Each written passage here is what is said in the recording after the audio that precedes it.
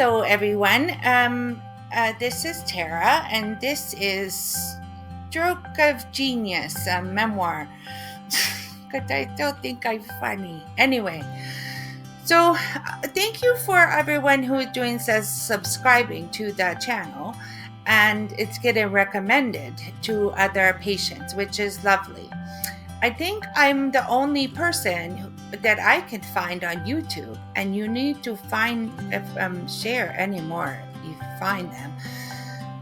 A lot of therapists are talking about aphasia and getting therapy, speech therapy recommendations, but I'm the only person who has the aphasia, so I'm talking about it from the inside. The experience of being aphasia patient. And this is, I'm trying to teach about while I'm learning. I don't know experts, but I'm learning things about all the time because I'm very curious. I'm still curious about what's happening in my brain and the injury. So I'm going to talk about today emotional regulation. Emotional regulation. This is very common, I find out, to stroke victims, that sometimes we get emotional responses that are very big. And sometimes we can't always control how we do in the responding. And it can be very disconcerting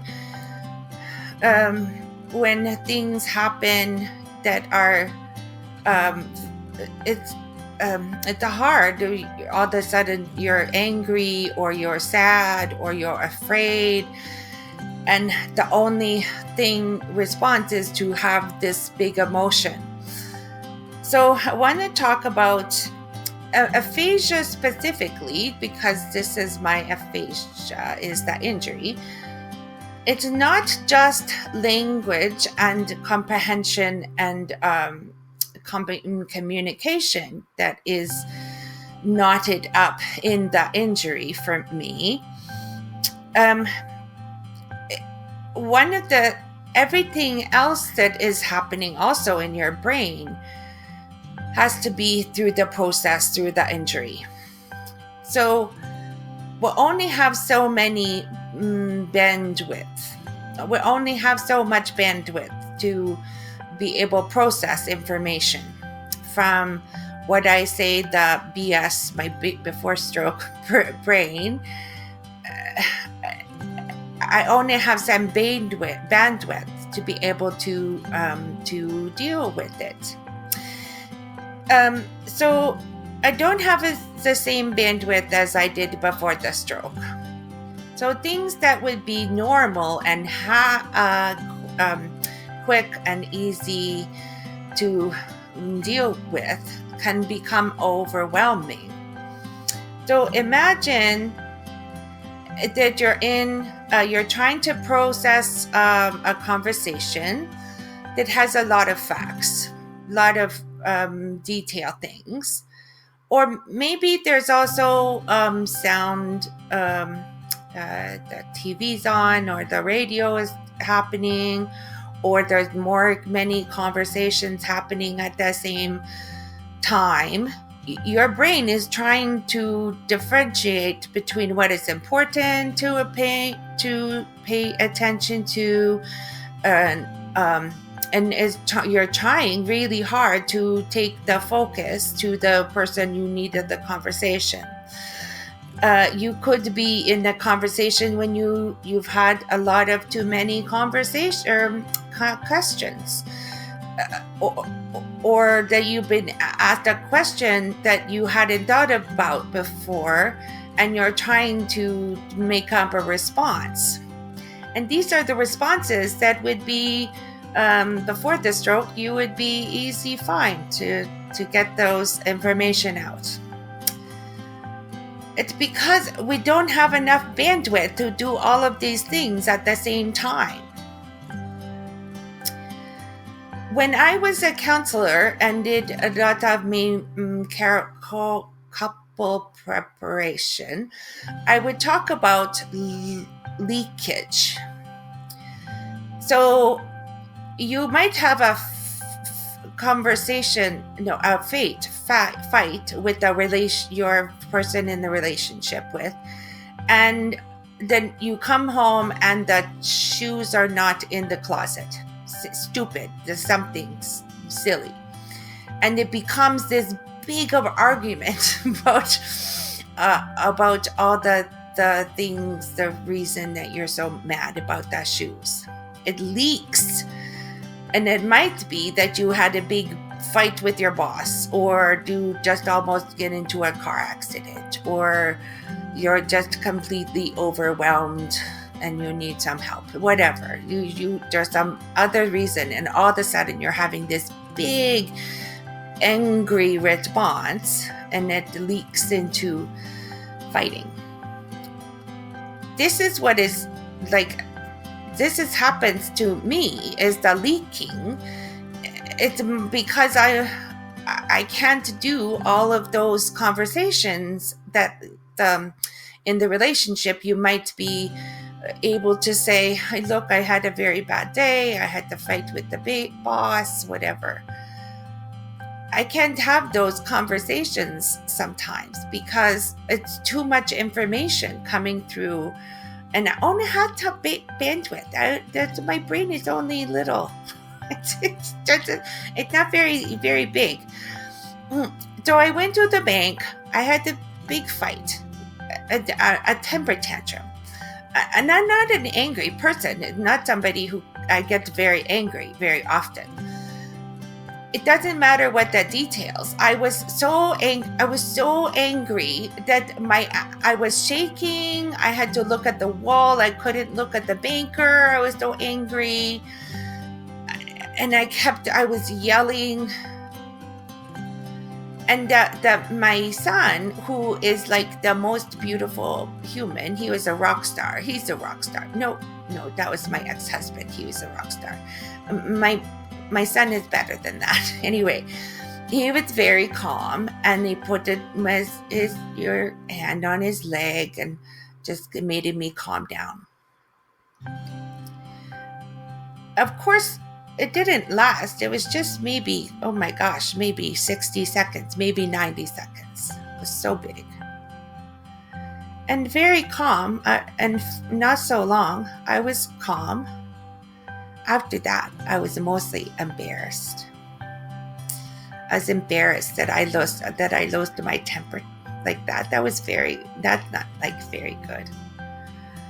Another time I had a lot of information coming at me from the pharmacist, and they were answering me questions, and I didn't understand, and I thought I would be able to do this all by myself, and then I had to call my son and say, come to help me.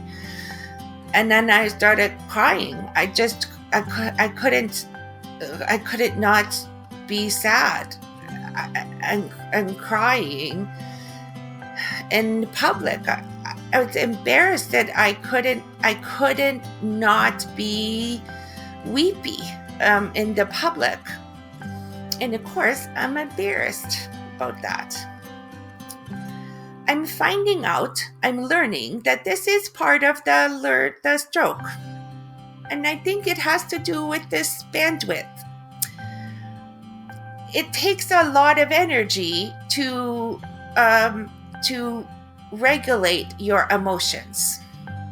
You don't think about it because it just happens normally for most people. But for stroke victims, it can be very hard to have all of this information, and our emotions just well up, and we can't control them. Now, I want to say, this is what is the most important thing I want to say. Forgive yourself. Forgive yourself. And for the most people, they understand, and or if they don't understand, they still have compassion. So if you, like me, get embarrassed after you have an emotional reaction, just be able to say, this is was just a moment in time. It was just a moment of time, and it will be okay. And next time, maybe we have only one person in a conversation. Maybe the next time we have to learn to not put the TV on or the radio to have conversations. If we can only have questions about one thing at a time, because our bandwidth is very limited, and emotional regulation take a lot of information, a lot of bandwidth from our brain. So be kind to yourself. Try to make a good plan, and be okay with the fact that you have an emotions, and emotions are beautiful. Because the other thing is, my daddy, when he had his stroke, his emotional responses was actually very affectionate and loving, and it was beautiful. So it's not and I've done this with my children. I'm like, I can't not be so in love with them, because that was the bandwidth that I had, was to say, oh my God, I'm so blessed and lucky to have my children. They're so perfect. Anyway, so this is me teaching things that I just learned. It's very not academical. I'm sorry about that, but I know there must be other people like this. Again, if you subscribe to the channel, I appreciate this, and then we will be having dating conversations and getting help from the aphasia from the inside. That's just me. If you know of other aphasia patients who are doing this on YouTube, please let me know. I think this is a very important thing. Stroke recovery, not just aphasia, but stroke aphasia or stroke recovery. I think there is some insight that might be helpful to people. And just begin, I want to say thank you for loving me, and we'll see each other very soon. Okay, bye.